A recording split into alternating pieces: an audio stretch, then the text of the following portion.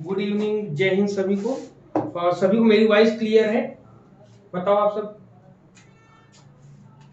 सभी को मेरी वॉइस यस क्लियर सर। है? प्रिया जी, सविता जी, हाशमी हाँ जी। हाँ, आ रही।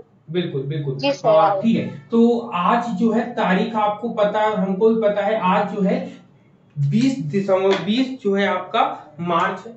20 मार्च है आज। कल की डेट में हम लोग, सॉरी, 20 मार्च है कि आज 21 मार्च है? बताओ। 21 है, आज 21 है सर। 21 है ना? आज 21 21। मार्च है आज। क्योंकि कल हमने क्लास ली थी, 20 तारीख को हम लोगों ने यूनिट फर्स्ट कंप्लीट कर लिया था। और साथ में अब हम लोग जो स्टार्ट करने वाले हैं आज की डेट में, जैसा कि आप लोगों को नोटिफिकेशन भी मिला होगा कि आज से हम लोग यूनिट सेकंड स्टार्ट करने वाले हैं, जो कि NTA UGC net JRF assistant professor की जो लोग तैयारी कर रहे हैं, या फिर पीएचडी एंट्रेंस की जो तैयारी करते हैं, या फिर एमए फर्स्ट सेमेस्टर जिनका है, एमए फर्स्ट सेमेस्टर है जिनका, उनके लिए भी, या बीए में जो इस बार एनपीई राष्ट्रीय शिक्षा नीति 2020 की जो आई है, 2020 की जो आई है, ठीक है, उसमें जो भी सिलेबस दिया गया है हु बहु पूरा का पूरा सिलेबस टीचर एजुकेशन को या पूरे कमीशन को उठाकर यहाँ पे रख दिया गया है।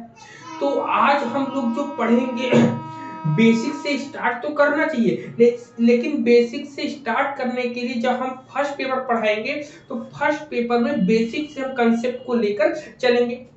लेकिन आज की डेट में हम लोग यूजीसी नेट के अकॉर्डिंग जो यूनिट सेकंड है, ठीक है, यूनिट सेकंड है, उसमें हम लोग करेंगे। ठीक है, उसमें हम लोग चेक करेंगे।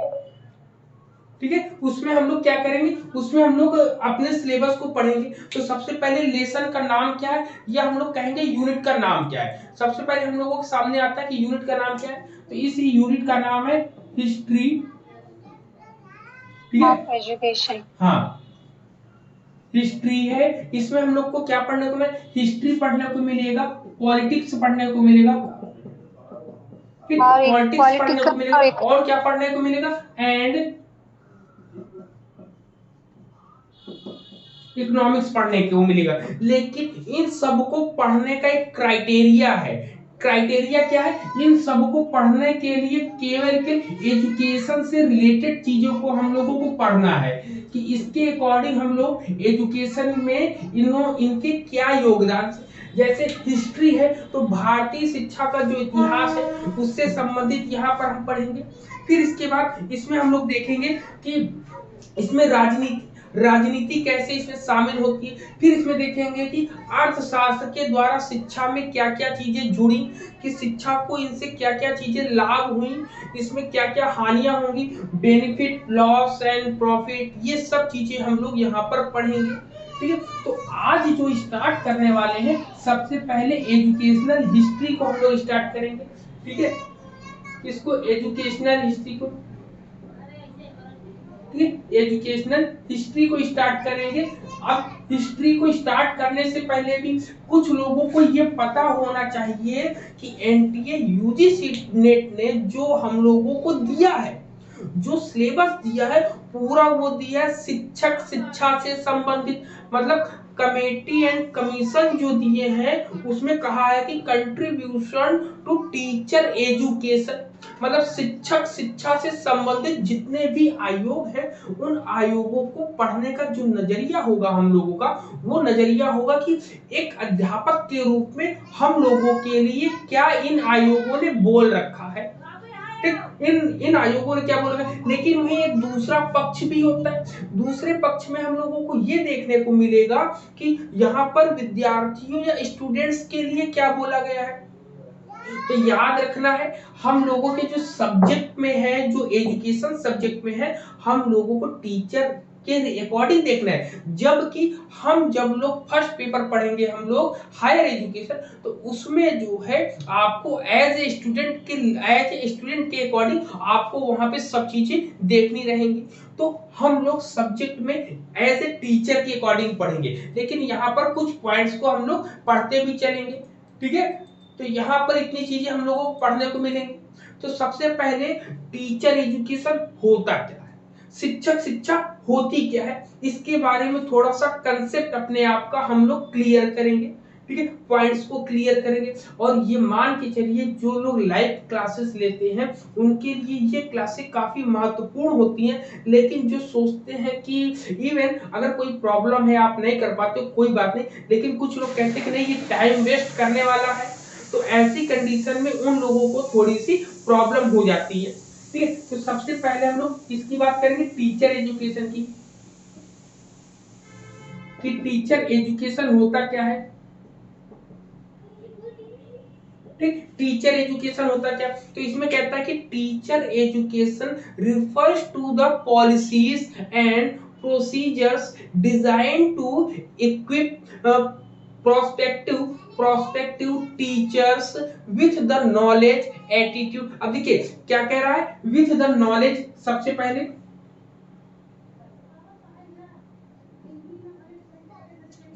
कह रहा है नॉलेज, नॉलेज के साथ क्या कह रहा है, एटीट्यूड, नॉलेज एटीट्यूड, एटीट्यूड के साथ क्या कह रहा है, बिहेवियर, क्या कह रहा है ये, बिहेवियर को, ठीक, बिहेवियर को, इन तीनों, अब देखिए टीचर एजुकेशन में इन तीनों पॉइंट्स को हम लोगों को पॉइंट आउट करना है, लेकिन किसी के नॉलेज को, एटीट्यूड को और बिहेवियर को, अगर हिंदी में इसको अगर अभी हम पढ़ेंगे तो कुल मिला के ये स्किल डेवलप करना है। ठीक है, स्किल का मतलब होता है कौशल को डेवलप करना है। अब स्किल्स को कैसे डेवलप करेंगे, देखिए स्किल्स में ये हिंदी में क्या बोलते, कहते हैं कि स्किल्स क्या कह रहा है कि teacher education refers to the policies and procedure design to equip prospective teachers with the knowledge, attitudes, behaviors and skills they require to perform their task effectively in the classroom, school, wider community। ठीक, अब हिंदी में क्या बात करेंगे, हिंदी में ये कहते हैं कि एक शिक्षक शिक्षा उन नीतियों को और प्रक्रियाओं को बताता है या संदर्भित करता है जो भावी, जो वर्तमान समय में जो है एक नई पीढ़ी जो उभर कर हम लोगों के सामने आएगी, एक नए डिजाइन के रूप में आएगी, जिसमें ज्ञान होगा, सबसे पहले नॉलेज बोले ना, ज्ञान होगा, दृष्टिकोण होगा और व्यवहार होंगे। एटीट्यूड का मतलब होता है दृष्टिकोण, कि आप कैसे एटीट्यूड, कैसे आप उस आपको आपके सामने कोई चीज आता है तो आप उसको देखकर कैसा रिएक्शन करते हैं, वो एटीट्यूड के अंदर आता है। तो कहते हैं कि ज्ञान, दृष्टिकोण, व्यवहार और कौशल, ठीक है, कौशल युक्त वाले शिक्षक जिन्हें अपना प्रदर्शन करने की आवश्यकता होती है। अब प्रदर्शन या उनको पढ़ाने की जो कला होती है, क्लासरूम में जैसे एंटर करते हैं तो बालक को यदि कोई लेसन पढ़ाना होता है, जैसे हम लोगों के साथ कई ऐसे अध्यापक जुड़े हैं जो प्राइमरी में पढ़ाते हैं, तो जब कभी वो क्लासरूम में जाते हैं तो एक का एक कोई टॉपिक को नहीं लेकर आते हैं। जैसे हम लोग बीएड करते, तो बीएड करते समय भी हम लोगों को सिखाया जाता है कि क्लास में जैसे स्वतंत्रता दिवस के बारे में पढ़ाना है तो डायरेक्ट नहीं बताएंगे कि आज हम स्वतंत्रता दिवस पर डिस्कस करेंगे, बल्कि प्रस्तावना कौशल के माध्यम से हम लोग उसमें से निकालते हैं कि बालकों से पूछते हैं कि ये बताओ आप कहां पर रहते हो, तो बताते हैं भारत में रहते हैं। फिर पूछा जाता है कि हमारे भारत को गुलाम किसने बनाया था, तो बताएंगे हमारे भारत को गुलाम जो है अंग्रेजों ने बनाया था। फिर एक क्वेश्चन अंतिम वाला पूछते हैं कि हमारे भारत को स्वतंत्रता कब मिली, तो यहाँ पर आपके शीर्षक या आपका टाइटल निकल कर आ जाता है। तो ऐसी प्रक्रियाओं को, अब ये एक ट्रेंड टीचर में ही गुण मिलेंगे, बाकी आप पढ़ तो सब लेंगे, ज्ञान भी सब होगा, लेकिन जो स्किल होती है, स्किल डेवलप उन्हीं लोगों के लिए होती है जो इनको ट्रेनिंग मिली रही होती है पहले से। क्लियर ये पॉइंट, इतने चीजें बताओ सभी को। जी सर। ठीक, तो यहाँ पर ये पॉइंट फिर कहता है कि फिर इसमें कहता है कि टीचिंग, मतलब कह रहा है कि teaching is a highly professional activity. क्या कह रहा है, teaching is a highly professional activity which demand specialised knowledge, skill and behaviour. यह एक ऐसा पेशेवर है, यह एक ऐसा पेशा है जो विशेष, बहुत ही ज्यादा विशेष है। क्यों, क्योंकि यही इसके जो अध्यापक होते हैं जो पूरे भारत का निर्माण या पूरे समाज का निर्माण करने में जो बालक बालिकाएं जो पढ़ कर जाएंगे उनका निर्माण करते हैं। कह सकते हैं कि अध्यापक जो है समाज के निर्माता होते हैं। इनके अंदर यदि ज्ञान होगा, कौशल होगा, व्यवहार होगा, इन सब की मांगों को यदि ये पूरा करते हैं तो ये एक अच्छे अध्यापक के रूप में हम लोगों के सामने आएंगे। फिर इसमें कहते हैं कि शिक्षक जो है व्यावसायिकता में, ठीक है, तो व्यावसायिकता में क्षमता, प्रदर्शन और व्यवहार शामिल कर, मतलब कि अगर हम कह सकते हैं टीचर प्रोफेशनलिज्म, कुल मिला के यहाँ पे टीचर प्रोफेशनलिज्म की बात करेंगे। ठीक, टीचर प्रोफेशनलिज्म की बात करेंगे।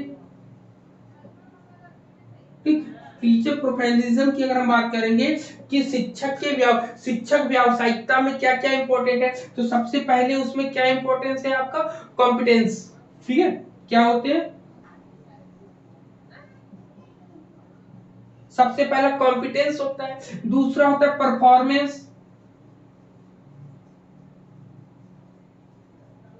परफॉर्मेंस होता है, तीसरा क्या होता है, बिहेवियर।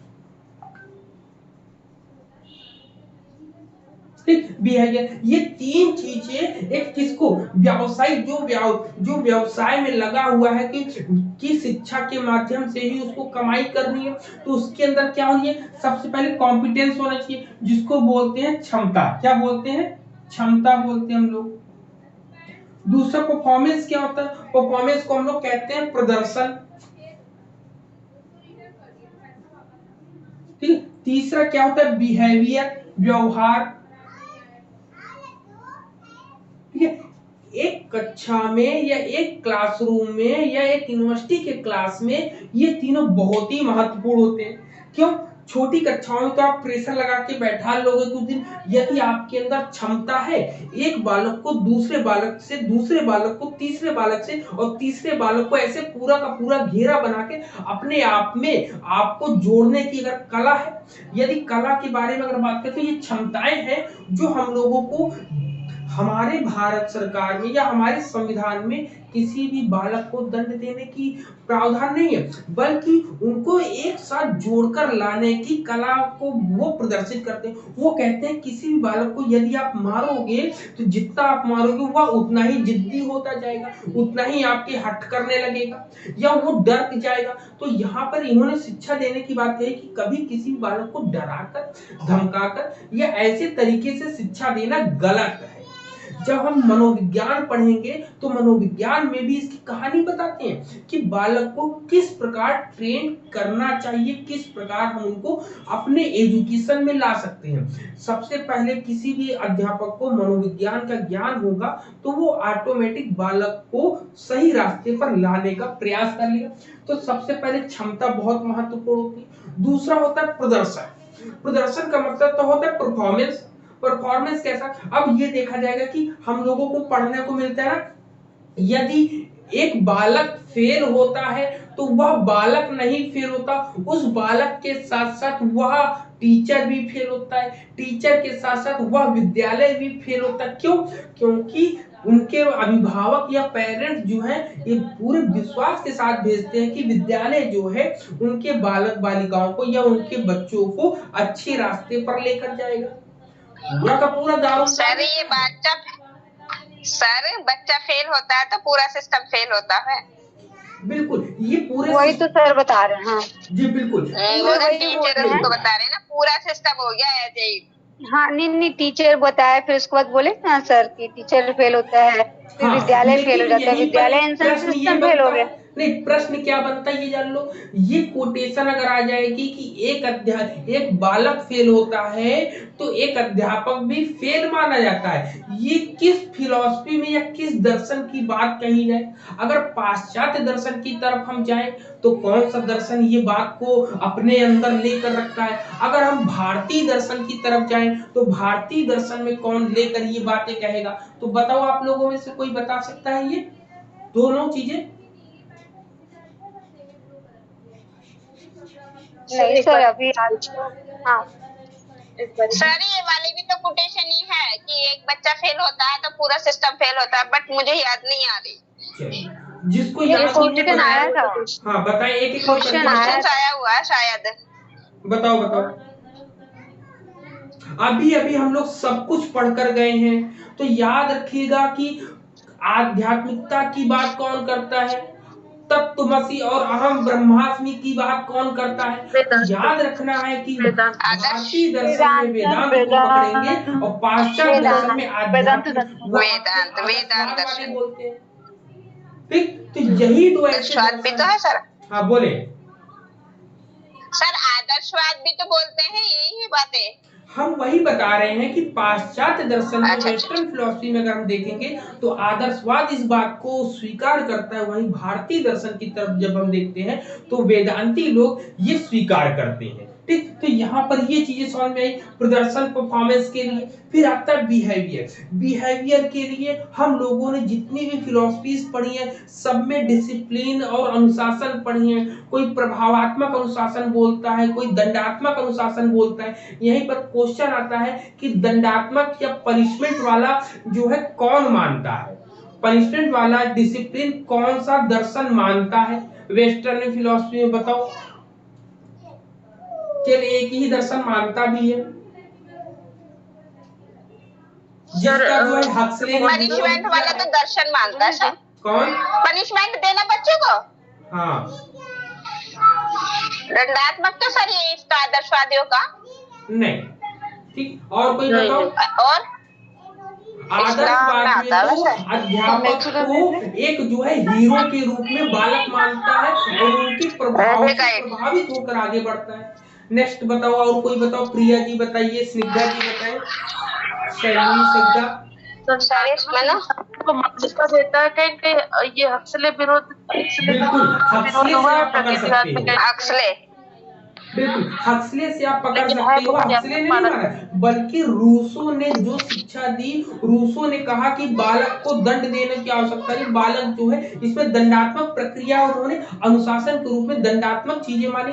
पनिशमेंट जो माना है नेचर के अकॉर्डिंग जो पनिशमेंट मिलेगा तो वो कठोर था, तो इसलिए उसका वहां पर विरोध किया। और केवल नेचरिज्म या प्रकृतिवाद ही एक ऐसा दर्शन है जो अनुशासन को दंडात्मक रूप में स्वीकार करता है।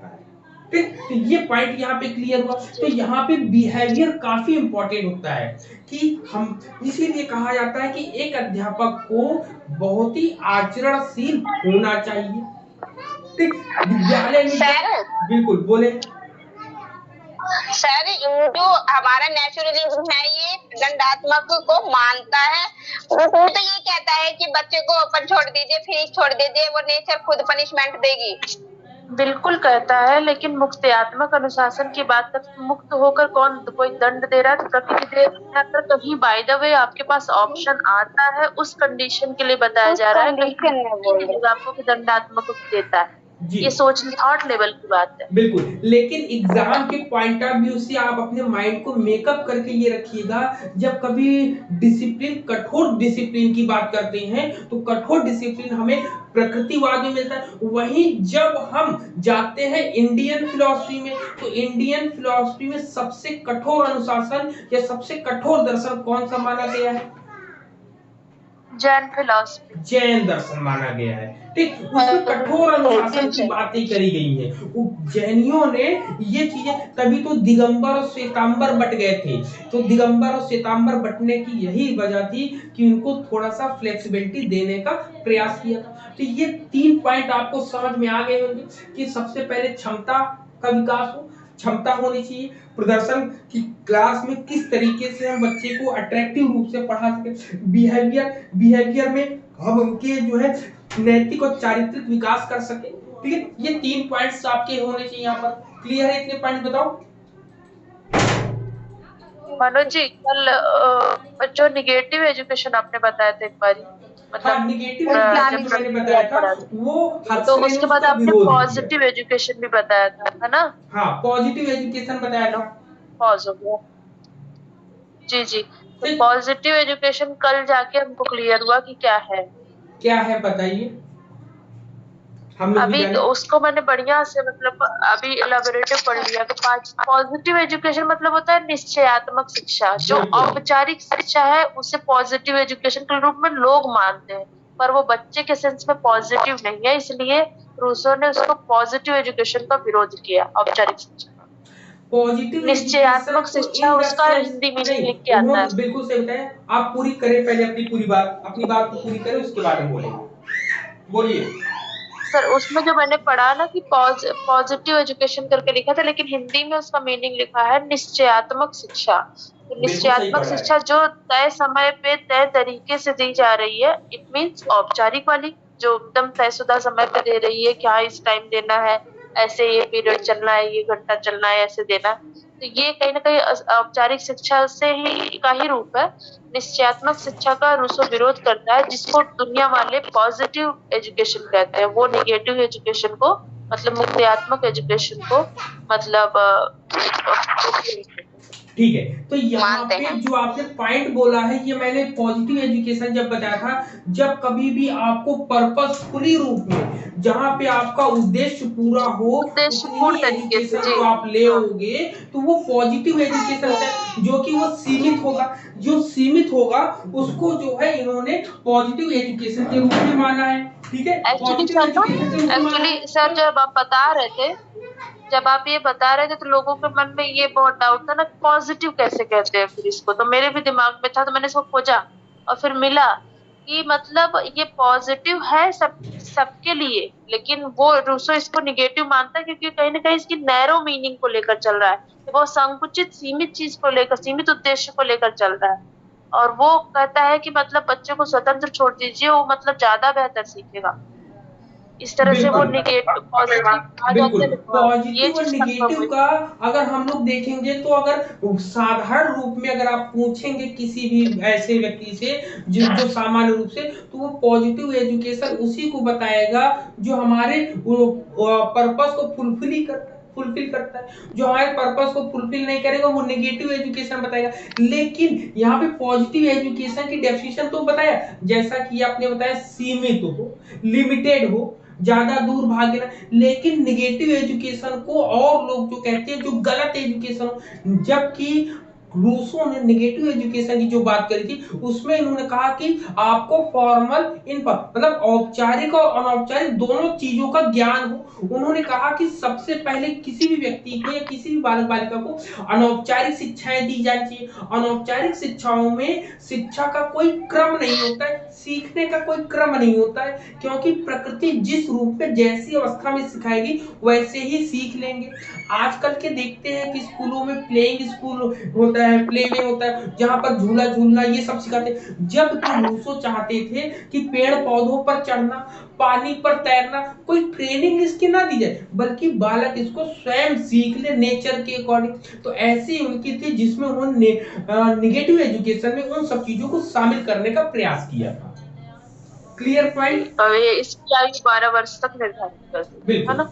ठीक है, तो यहाँ पर ये हुआ। अब बात हम लोगों के समझ में आ गई कि टीचर एजुकेशन की अगर हम बात करते, टीई की बात करते हैं, ठीक, तो टीचर एजुकेशन को मुख्य रूप से 3 चीजों पर हम डिपेंड मान सकते हैं। सबसे पहला टीचिंग स्किल,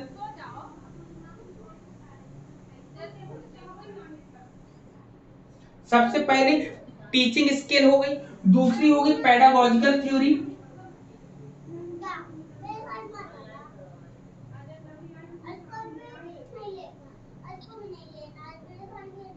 पेडागोजिकल थ्योरी आपकी। और तीसरा पॉइंट जो है आपका, तीसरा जो कौन सा होगा, तीसरा होगा प्रोफेशनल स्किल।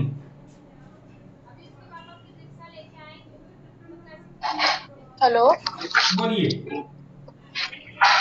सर, ये यूनिट 3 का फर्स्ट क्लास है या पहले हो गया कोई क्लास? ये आपका यूनिट सेकंड है। यूनिट सेकंड का भी बेसिक कंसेप्ट को हम लोग पढ़ रहे हैं कि टीचर एजुकेशन होता क्या है, क्योंकि इसमें एंटर करने से पहले इनके बारे में हमें पता होना चाहिए कि सबसे पहले कि टीचर एजुकेशन आपका होता क्या है, इसकी मीनिंग क्या है, फिर इसमें क्या क्या चीजें हम टीचरों के अंदर होना चाहिए। तो सबसे पहला नॉलेज, एटीट्यूड, फिर बिहेवियर के बारे में बताते हैं, फिर टीचर प्रोफेशनलिज्म के बारे में बताते हैं कि जो व्यावसायिक रूप से हम एक अध्यापक बनना चाहते हैं तो हमारे अंदर क्या क्या होनी चाहिए। इन्होंने बोला कि सबसे पहले क्षमता हो, कॉम्पिटेंसी हो, फिर उन्होंने बोला कि परफॉर्मेंस करने की एबिलिटी हो, फिर आपका बिहेवियर, आपका गुड बिहेवियर हो जिसको फॉलो करें और लोग, तो ये चीजें थी। फिर इसके बाद ये आया कि टीचर एजुकेशन वास्तविक रूप में क्या क्या चीजों का मिश्रण होता है। तो सबसे पहले आपके अंदर टीचिंग स्किल हो, पढ़ाने की क्षमता हो, पेडागोजिकल थ्योरी का ज्ञान हो, मतलब मनोवैज्ञानिक सिद्धांतों का जो है आपके पास क्या हो, ज्ञान हो। फिर कहता है कि प्रोफेशनल स्किल का मतलब होता है व्यावसायिक क्षमता हो आपको, ठीक है, आपके अंदर क्या हो, व्यावसायिक क्षमता हो, ऐसी चीजें बताते हैं। तो ये 3 पॉइंट से आपके क्लियर हो जाने चाहिए। बताएं आप, किसी को कोई डाउट हो तो बताओ। क्लियर है? हिंदी में भी लिख लो, हिंदी वाले भी लिख लीजिए, नहीं तो ये होगा हिंदी में नहीं लिखा मैंने, ठीक है। इसको बोलते हैं शिक्षण कौशल, शिक्षण कौशल। दूसरा जो होता है मनोवैज्ञानिक, ये पेडागोजिकल थ्योरी जो होती है इसको बोलते हैं शैक्षणिक सिद्धांत।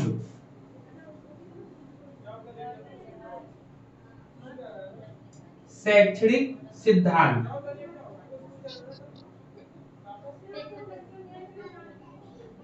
शैक्षणिक सिद्धांत होता है। फिर एक है आपका प्रोफेशनल स्किल्स, जिसको पेशेवर कौशल बोलते हैं।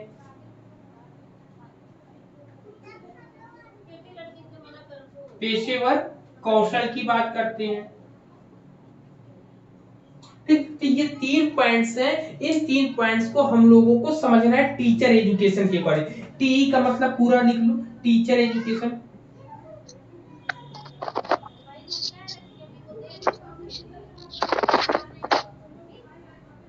ठीक, टीचर एजुकेशन, ठीक है। तो यहाँ पर ये ग्राफ आपके माइंड में बैठ जाना चाहिए। अब बात आता है कि अब हम लोग बात करेंगे कि कमेटी एंड कमीशन, समितियां और आयोग होती क्या चीज है, इसको हम लोग क्यों पढ़ना चाह रहे हैं, ठीक है, इसके बारे में हम लोग जाने। ये पूरा कंप्लीट हो गया, इसको साफ करें, बताओ, स्क्रीनशॉट ले लो।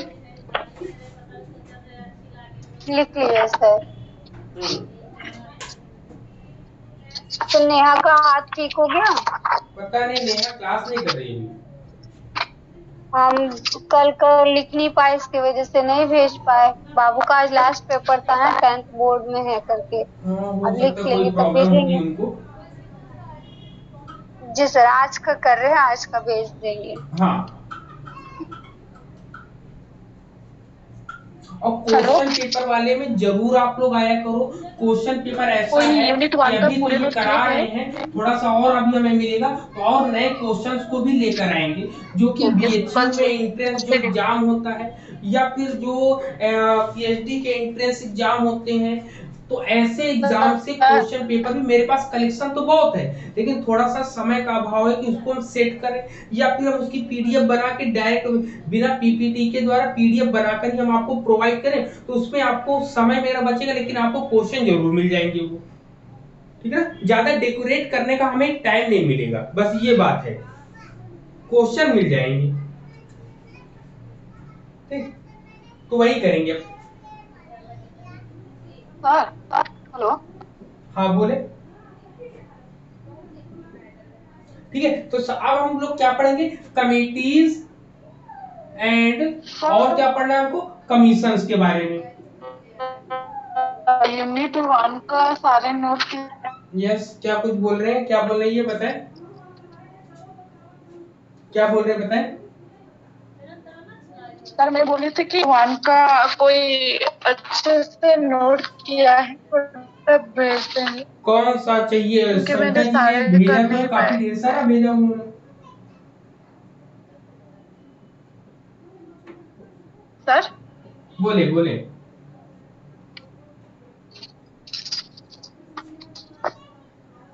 चलो अब इसके बारे में हम लोग डिस्कस करते हैं। सबसे पहले कमेटी क्या होती है और आयोग क्या है, दोनों में अंतर क्या है ये बताओ भाई। चलो,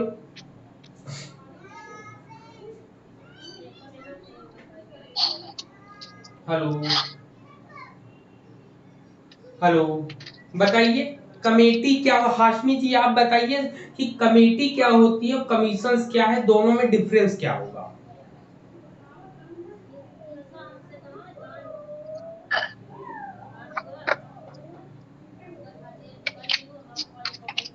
सविता जी, प्रिया जी, शैलवी जी, स्निग्धा, आप सब में से कोई भी बताओ कि कमेटी क्या होती है, आयोग क्या होते हैं? सर मेरे हिसाब से बहुत एग्जैक्टली तो नहीं पता। कमीशन जैसे मतलब संस्था है एक तरह से कह लीजिए, और उसमें जो मतलब किसी काम के लिए किसी पर्पज के लिए जो बैठक होती है उस बैठक मंडली को वहां पे समिति का नाम दिया जाता है, ये मुझे पता है। ठीक, बिल्कुल सही। सविता Exact जी आप भी अपने नहीं। विचार बताएं हम लोगों को, अपने पॉइंट्स दें। जी सर। हाँ हाँ, तो वही प्रिया जी ने जो बोला वही कमेटी कि होगी। मतलब आयोग बड़ा होता है और समितियां छोटी होती हैं। जी सर। हाँ, शैलवी आप बताओ।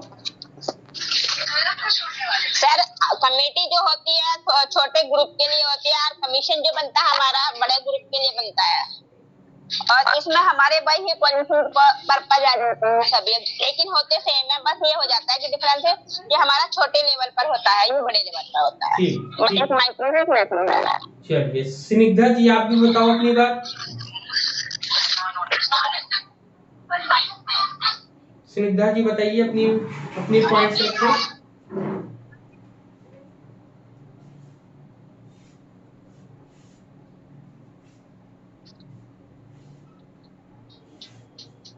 ठीक है, जैसा कि आप सभी को पता है कि कमेटीज और कमीशंस कभी कभी ये दोनों एक ही रूप में मानी जाती है और कभी कभी ये अलग मानी जाती है। कभी कभी कोठारी कमीशन लिख देते हैं, कभी कभी कोठारी कमेटीज लिख देते हैं। तो कमीशन इंपॉर्टेंट, जैसा कि आप लोगों ने बताया कि कमीशन जो होता है वो हाई लेवल पोटेंशियल में होता है, एक ब्रॉडर सेंस में होता है, जबकि कमेटीज जो होती हैं उसके अंतर्गत छोटे छोटे कुछ कुछ समय के लिए बनाई जाती हैं, उनमें संशोधन परिवर्तन या कुछ नई चीजों को लेकर आए। तो जैसे मान लो एक आयोग बना, उस आयोग में क्या अच्छाई थी, क्या कमियां थी, उन कमियों को कैसे पूरा किया जाए, इसके लिए एक छोटा सा हम कमेटी गठित कर देते हैं, एक समिति हम निर्माण कर देते हैं। तो वो समितियां क्या होती हैं, आयोगों के द्वारा जो भी कार्य किया जाता है उसका जो पूरा ब्यौरा रखते हैं, ये छोटी छोटी कमेटीज रखती हैं। कहने का मतलब ये एक बड़ी सी कमेटी, ये आपकी एक बड़ी सी कमेटी है, ठीक है, ये बड़ा सा कमीशन है। कमीशन है। ठीक, अब कमीशन में अब ये इतना बड़ा कमीशन तो है, अब इतने बड़े कमीशन को एक बार में जानना बड़ा मुश्किल है, तो इसके हर एक क्षेत्र के लिए छोटी छोटी कमेटीज बना दी जाती हैं। जब कभी भी ये कमीशन का आदमी उठता है तो इस वाले बंदे को एक बुलाया यहाँ दिया, दूसरे बंदे को यहाँ बुलाया, तीसरे वाले को यहाँ, चौथे वाले को यहाँ, अब इन चारों को रखा। अब इस पूरे के बारे में जानना है तो उसको यहाँ पूरा का पूरा नहीं घूमना है, बल्कि इस व्यक्ति से मिलेगा और उससे पूरी की पूरी उनसे पूरा का पूरा मैटर यहाँ के बारे में जान लेगा और आगे बढ़ जाएगा। तो ऐसे क्या होगा कि जो कमेटीज और कमीशन के बारे में हम लोग बात कर रहे थे, जिसमें जो है कमीशन जो है बड़ा होता है, कमेटीज उनके छोटे छोटे पार्ट्स को जानने के लिए बनाई जाती है। अब यहाँ पर हम लोगों के सिलेबस में जो दिया गया है वह स्वतंत्रता के बाद दिया गया है, मतलब जब हमारा भारत आजाद हुआ, भारत के आजाद होने के बाद शिक्षा पर जितने आयोग बने हैं उनसे संबंधित यहाँ पर हम लोगों के सिलेबस में पढ़ना है। इन्होंने कहा कि स्वतंत्रता के बाद उभरती हुई सामाजिक, आर्थिक और राजनीतिक स्थितियों ने शिक्षक शिक्षा के राष्ट्रीय परिदृश्य को किस तरीके से प्रभावित किया उसके बारे में जानेंगे। कह रहा है कि आफ्टर इंडिपेंडेंस, क्या कह रहा, after independence the emerging socio economic and political situations influence the national scenario of teacher education। ठीक, यहाँ पर सब चीजों के बारे में जानना है तो यहाँ पर हम लोग के कंसेप्ट को ध्यान रखिएगा कि हम लोगों को शिक्षा के बारे में सेकंड पेपर में पढ़ने को मिलता है, जबकि फर्स्ट पेपर में हम लोग जाते हैं जो कॉमन पेपर होता है एनटीए यूजीसी नेट का, उसमें स्टूडेंट लेवल को ज्यादा महत्व दिया जाता है। ठीक है, दोनों में डिफरेंस इतना ही है बस। फिर इसमें कहता है कि भारत सरकार ने सामान्य रूप से शिक्षा और विशेष रूप से शिक्षा के विशिष्ट मुद्दों के समाधान के लिए विभिन्न समितियों और आयोगों का गठन किया है। कह रहे कि the government of India set of different committees and commission for addressing to the specific issues of educational in general and teacher education in particular। समझ में आ गया बात पूरी की पूरी कि यहाँ पर कैसे किन किन चीजों पे हम लोग को डिस्कस करना है, कौन कौन से आयोग की बात करनी है। तो भारत जब आजाद हुआ उसके बाद हम लोगों को डिस्कस करना है। ठीक है, उसके बाद तो भारत आजाद होने के बाद सबसे पहला आयोग कौन सा बनता है, कमीशन बताओ। भारत के आजाद होने के बाद पहला कमीशन कौन बनता है, नाम बताओ। सर आपने राधा कृष्णन कमीशन, माध्यमिक शिक्षा आयोग, मुदालियर आयोग सर 19 नहीं राधा कृष्ण राधा कृष्णन आयोग है। राधा कृष्णन आयोग सही है। राधा कृष्ण 1948 में राधा कृष्णन आयोग अध्यापक शिक्षा के रिगार्डिंग आप पूछ रहे हैं ना, यूनिवर्सिटी। हाँ, लेकिन हम लोग ने सिलेबस देख के बोले, लेकिन मैडम ने सही बोला है सर के हमने अध्यापक शिक्षा के रिगार्डिंग बताया ना, आप उसमें अध्यापक शिक्षक बात नहीं की गई थी। अध्यापक शिक्षक रिगार्डिंग तो आपका 1952 वाला आएगा। हाँ, ये जो हमारे सिलेबस में बट सर ने तो ये बोला ना कि हमारा जो देश आजाद हुआ था उसके बाद भारत का जो फर्स्ट है, कोई इशू नहीं है, बस ध्यान ये रखना है कि जब कभी भारत के आजाद होने के बाद पहले आयोग की बात होगी तो पहले आयोग के रूप में हम लोग को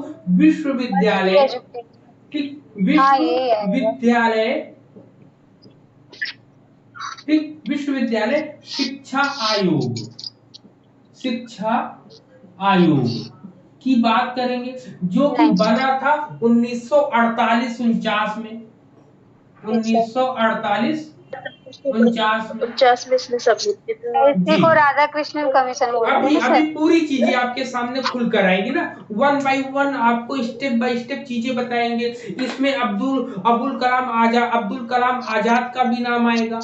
ठीक है, जो तत्कालीन शिक्षक, अगर पूछा जाता है कि स्वतंत्र भारत के पहले शिक्षा मंत्री कौन थे, ठीक है, अबुल कलाम आजाद। तो ये चीजें भी हम लोग पढ़ेंगे। तो सबसे पहले लाइन आती है कि first education commission of independent India, मतलब स्वतंत्र भारत का पहला शिक्षा आयोग। सब लोग अपनी कॉपी में नोट कर लीजिए। ठीक है, फर्स्ट लिखेंगे first education commission of independent India. ठीक, फिर पहले पॉइंट में तो ये हो गया, पहले पॉइंट में। ठीक है, पहला आयोग स्वतंत्रता के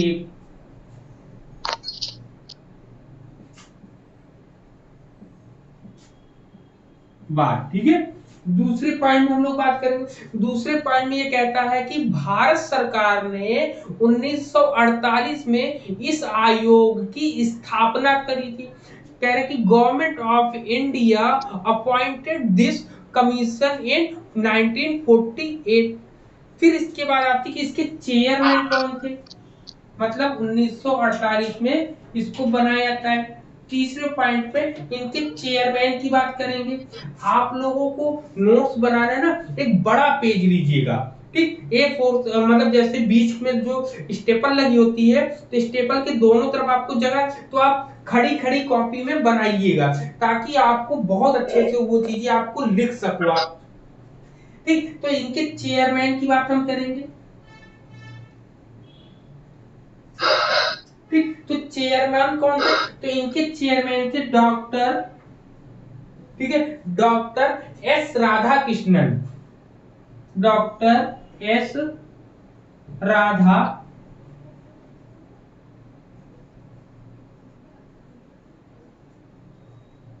ठीक, राधा कृष्णन, एस राधा कृष्णन है आपके।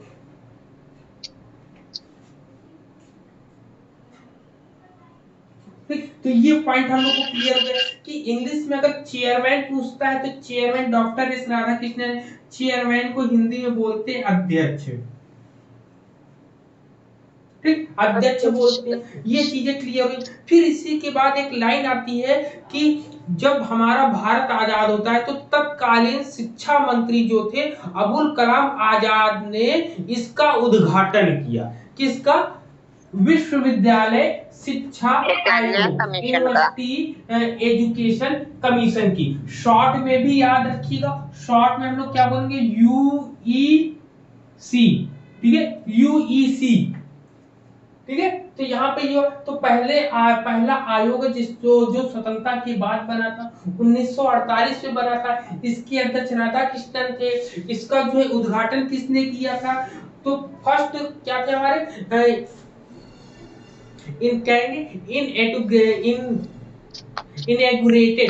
inaugurated by Abul Kalam Azad, the then Minister of Education, मतलब first minister of education, first minister of education. ये स्वतंत्रता के बाद की बात कहानी है, ठीक है। तो कौन थे आपके? अबुल कलाम आजाद,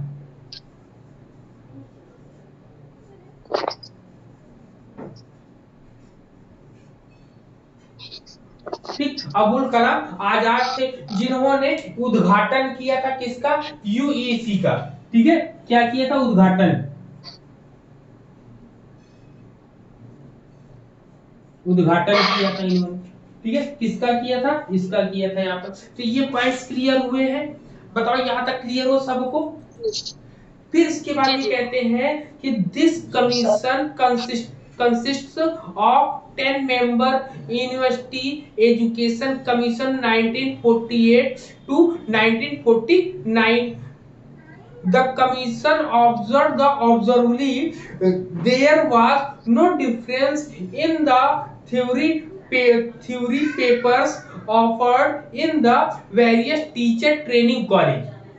इसमें बताते हैं कि इस आयोग में जो है 10 सदस्यीय विश्वविद्यालय शिक्षा आयोग, मतलब कि कुल मिला के इनके मेंबर कितने थे? मेंबर की बात करेंगे, ठीक। तो मेंबर्स कितने थे? 10 में 10 मेंबर्स थे आपके, 10 मेंबर्स थे। कह रहे कि इस आयोग में 10 सदस्य थे। आयोग ने पाया कि अब आयोग ने इन 10 सदस्यों के माध्यम से क्या पाया? इन्होंने पाया कि विभिन्न, कह रहे कि इन्होंने स्पष्ट किया कि विभिन्न रूप से शिक्षक प्रशिक्षण कॉलेजों में पेश किए गए सिद्धांत जो पत्र हैं उनमें कोई अंतर नहीं था, जो मतलब पहले बनाए गए थे और जो 1948 में भी एक उन्होंने कमिटीज बनाकर उन्होंने उसका जो है चेक कराया। जैसे 10 मेंबर्स थे, उन 10 मेंबर्स 10 लोगों के द्वारा एक करा, तो उनमें कोई डिफरेंस नहीं मिला, लेकिन उनके द्वारा अपनाए गए जो अभ्यास थे उन अभ्यासों में बहुत अंतर देखने को मिला। कह रहे कि but there was much difference in practice followed by them. Clear? ये इतने पॉइंट बोलते हैं। फिर ये बोलते हैं कि द नंबर, मतलब क्या? हाँ, इन्होंने फिर क्या बोला? इन्होंने बोला कि उनके द्वारा जो भी अभ्यास कराए गए उनमें उस अभ्यास में बहुत अंतर था। कह रहे कि but there was much difference in practice followed by them. अभ्यासों में अंतर पाया उन्होंने। टीचर एजुकेशन के रूप में पढ़ाई जाती थी वो व्यवहारिक रूप में उतना चरितार्थ नहीं हो रहे थे जैसा उनको होना चाहिए। उन्होंने देखिए उन्होंने डिफरेंस क्या बताया, अभी डिफरेंस भी आपके सामने निकल कर आएगा। इन्होंने बोला कि the number of supervised lessons varied from 10 to 60 10 to 60 and the type of practice teaching and student teaching varies from one of another। मतलब इन्होंने बोला कि पर्यवेक्षित जो पाठों की संख्या जो थी 10 से 60 तक भिन्न भिन्न होती है। और अभ्यास शिक्षण, याद रखिएगा इन्होंने बोला है कि अभ्यास शिक्षण, ठीक है, प्रैक्टिस टीचिंग, प्रैक्टिस टीचिंग, अभ्यास शिक्षण, क्या बोला, अभ्यास शिक्षण और छात्र शिक्षण, क्या बोला, एंड स्टूडेंट टीचिंग।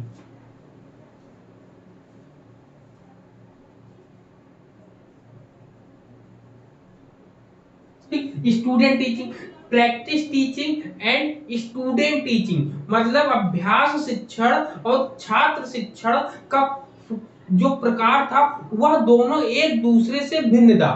क्या था, भिन्न था, दोनों में डिफरेंस था। किसमें था डिफरेंस, डिफरेंस इन दोनों में था।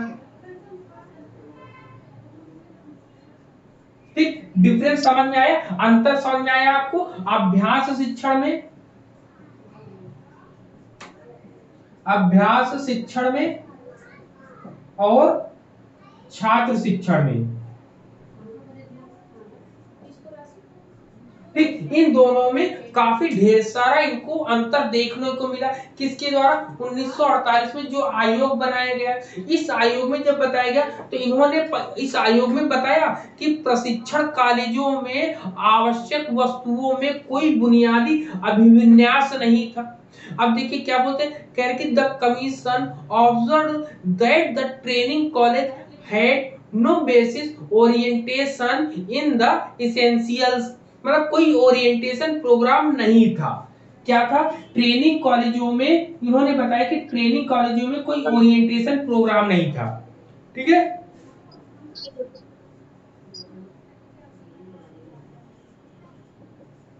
ओरिएंटेशन, ठीक है, प्रोग्राम, ठीक, ओरिएंटेशन प्रोग्राम नहीं था। क्या था, ओरिएंटेशन प्रोग्राम नहीं था। ठीक है, क्लियर है, दोनों में डिफरेंस, ये डिफरेंस पाया तो डिफरेंस के आधार पर ही इन्होंने ये बताया कि ओरिएंटेशन प्रोग्राम नहीं था, जिसको हम बोलते हैं अभिविन्यास कार्यक्रम।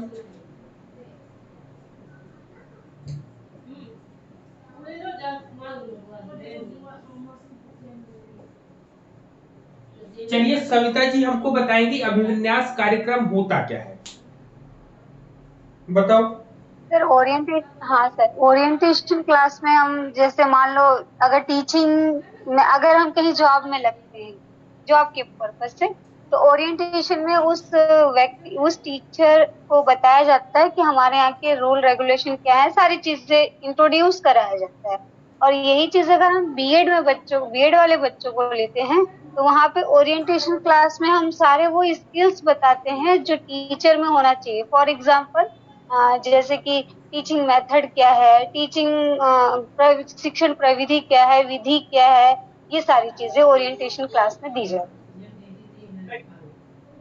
बट ये दोनों में होती है, प्री सर्विस में भी और इन सर्विस में भी। ठीक है, वो सर्विस की बात अलग है, केवल अभी हमें कंसेप्ट को जानना है कि ओरिएंटेशन प्रोग्राम होता क्या है, बस इसके बारे में जाने, फिर आगे हम लोग जानेंगे कि इसको कहाँ कहाँ यूज कर सकते हैं। अब जब हम 1948 का जो राधा कृष्णन आयोग है या फिर विश्वविद्यालय शिक्षा आयोग है, जब इन्होंने इन दोनों में अंतर पाया, अंतर पाने के बाद ओरिएंटेशन प्रोग्राम नहीं होता ये बताया, तो कुछ ना कुछ तो अपने सुझाव दिए होंगे। जो कहता है कि for improvement of teacher training it suggested that the teacher educators must look at the whole course. याद रखिए क्या कह रहा है कि must look at the whole course, ये पहला सुझाव लिख लीजिएगा। क्या कह रहा है कि पूरे पाठ्यक्रम पर ध्यान देना होगा, होल कोर्स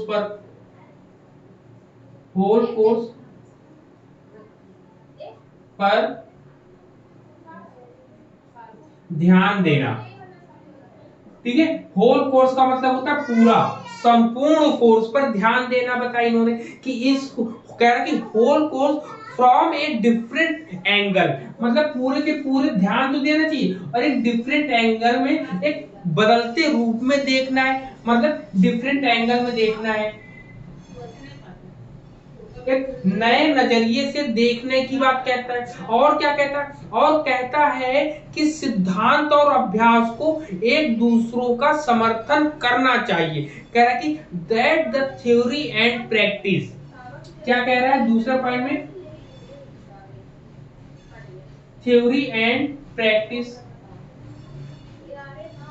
इन दोनों को एक दूसरे के साथ जोड़कर या समर्थन करने की बात ये कहते हैं। थ्योरी एंड प्रैक्टिस का सपोर्ट, ये दोनों एक दूसरे को सपोर्ट करें, ठीक, सपोर्ट की बात बोलते हैं। तो ये था इनका पूरा का पूरा आपको विश्वविद्यालय शिक्षा आयोग, जिसको राधा कृष्णन आयोग भी हम लोग कहते हैं। तो ये था पूरा का पूरा कि इसमें से हम लोगों ने निकाला कि टीचर एजुकेशन के लिए, शिक्षक शिक्षा के लिए क्या बातें कहेगी। क्लियर है सबको, यहाँ पर बताओ सब चीजें।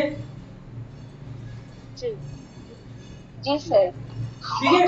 अब इसके बाद अब हम लोगों की कहानियां शुरू होंगी। इसके बाद हम लोग पढ़ेंगे contribution of secondary education commission. ठीक है, सेकेंडरी एजुकेशन कमीशन को हम लोग पढ़ेंगे कि माध्यमिक शिक्षा आयोग क्या है।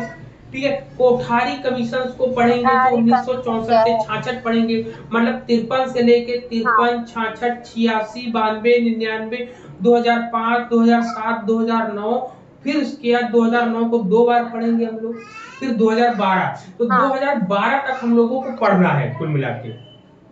2012 फिर 2014 सर पूनम बत्रा वाला। हाँ, 9, अरे पूनम बत्रा एक 10 क्वेश्चन आया था ना, पूनम 10 आपको 2014 10 नहीं है, कमेटी, वो क्वेश्चन आता है बिल्कुल 10 कमेटीज एंड कमीशन यहाँ पर लोग केवल 10 पढ़ने को मिलेगी। लेकिन जब फर्स्ट पेपर की ओर जब हम चलेंगे तो फर्स्ट पेपर में हम लोग जो नीचे वर्मा का तो 12 वाला हम लोग पढ़ेंगे। ठीक है सर की सुन लो ना, हमारे कहने का मतलब है यहाँ पर आप मात्र 10 पढ़ोगे, लेकिन जब वही फर्स्ट पेपर हम लोग स्टार्ट करेंगे तो फर्स्ट पेपर में अभी नहीं स्टार्ट करेंगे।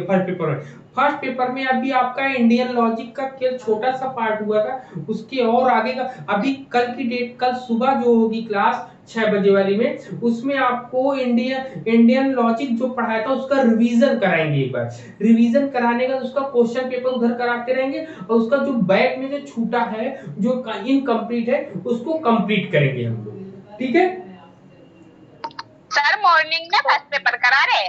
हाँ, मॉर्निंग फर्स्ट पेपर होगा सर। क्या तो राज्य फर्स्ट पेपर में सर? हेलो, बोलिए बोलिए। सर स्निग्धा बोल रही थी। हाँ, मैंने तो मतलब यूनिट 1 का कोई अगर अच्छे से नोट बनाया तो मुझे सेंड कर सकता है। यूनिट 1 बहुत बड़ा है। ठीक है, आप किसी क्लास से कहीं पर जंप हुई होंगी, किसी ने कुछ लिखा, किसी ने कुछ नहीं लिखा, तो जितना जिसके पास होगा वो आपको शेयर कर देंगे ना। समय जैसे ही मिलेगा जिसको भी वो बना लेगा। आपको क्या करना है, आपको क्लासेस पूरी देखनी है। अगर क्लास नहीं देखोगे, केवल नोट्स देखोगे ना, तो आपको चीजें उतनी नहीं समझ में आएंगी ना। ठीक है, ओके सर। फर्स्ट पेपर में क्या क्या करा दिया? फर्स्ट पेपर में केवल इंडियन लॉजिक पढ़ाया हूँ अभी बस। और फर्स्ट पेपर अगर आप बात करोगे तो जितनी फिलोसफीज मैंने पढ़ाई है, वेस्टर्न पूरी फिलोसफी आपको सब फर्स्ट पेपर में आपकी आती है। पेपर के अकॉर्डिंग ही पढ़ना है। हाँ ठीक है, मतलब फर्स्ट पेपर को भी मर्ज करके करना उस चीज को पढ़ना। बिल्कुल, यहाँ पर कहीं पर दोनों को मिलाकर हम लोग पढ़ रहे हैं ना, जिससे कोई दिक्कत नहीं होगी, आपको समझ में आएगा। चलिए आज की क्लास यहीं तक रखते हैं। नेक्स्ट आपकी मॉर्निंग में जो क्लास होगी उसमें इंडियन लॉजिक का रिवीजन होगा। रिवीजन के बाद आपको क्वेश्चन पेपर कराएंगे। क्लियर है? 6 बजे? Okay sir, okay. हाँ, 6 क्या 6:15 बजे रहेगी आपकी। ठीक है, क्लियर है? डाउट सबको? आज की क्लास यहीं तक रहेगी। आप इसके बाद ऑफ करें, बताओ या किसी को कोई डाउट है? ठीक है सर। हाँ, छोटे छोटे पॉइंट्स बनाते रहो, रिवीजन डेली करो, क्योंकि रिवीजन जो है आप इकट्ठा हो जाए तो रिवीजन नहीं कर पाएंगे, इसलिए साथ में रिवीजन भी करते रहिए आपको। ठीक है, चलिए सभी को गुड नाइट, शुभ रात्रि, जय हिंद सभी को। Good night sir. Good night sir. Good night.